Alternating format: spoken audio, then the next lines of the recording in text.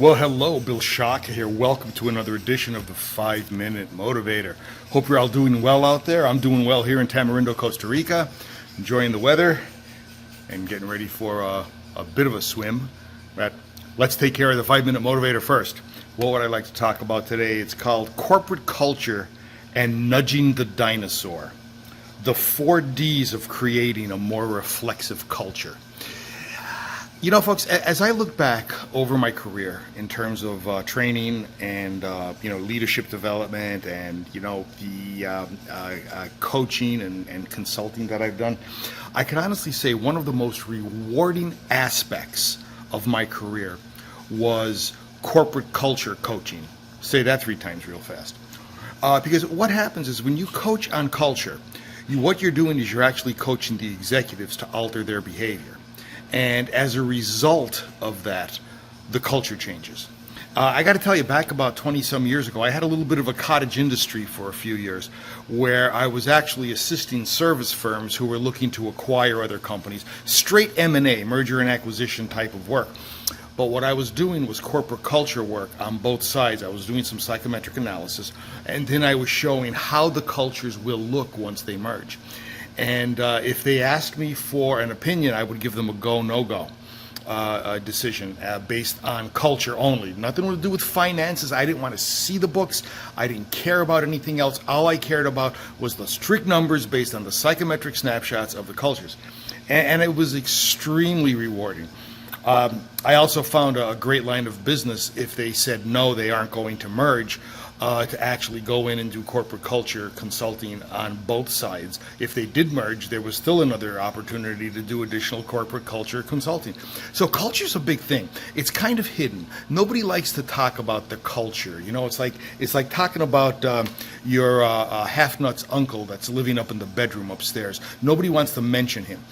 So that's kind of the way culture is. But let's talk for a little bit about what these 4 Gs are to creating a more reflexive culture. Now, keep in mind, I'm going to do this in 4 minutes. Needless to say, you're not going to get a gigantic action plan to alter your culture, but at least you're going to have some top-of-mind awareness. Here's the first thing you could do.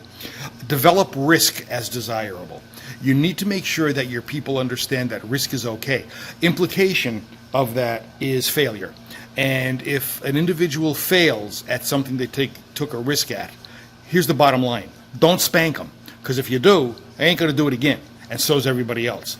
That's the way you create risk aversion through lack of embracing the fact that risk is desirable and it's good, and it shows that failure could occur. Embrace that. Here's the second thing the second D that we need to take care of in developing a more reflexive culture. Dispel fear. Fear is bad, and fear is what keeps us from taking risks. The culture of an organization should be that of a warrior. It should be that of a champion. It should be that of a fighter. And management's responsibility in that role is to be a cheerleader. It's to be an advocate. It's to be a provocateur in terms of nudging the individual toward greater greatness. The third D is disrupt personally. Be a personal disruptor of the norm. Always try to shake things up just to see what's there. Now, you don't do this in a negative way. You don't do it by ostracizing people, but you just challenge assumptions. And you always play the devil's advocate, even if you agree with what they're saying. That whole notion of playing the devil's advocate, of challenging assumptions, is going to get people to think. It's going to get them out of their comfort zone. And here's the 4th D. Doubt equals creativity. Doubt what's happening.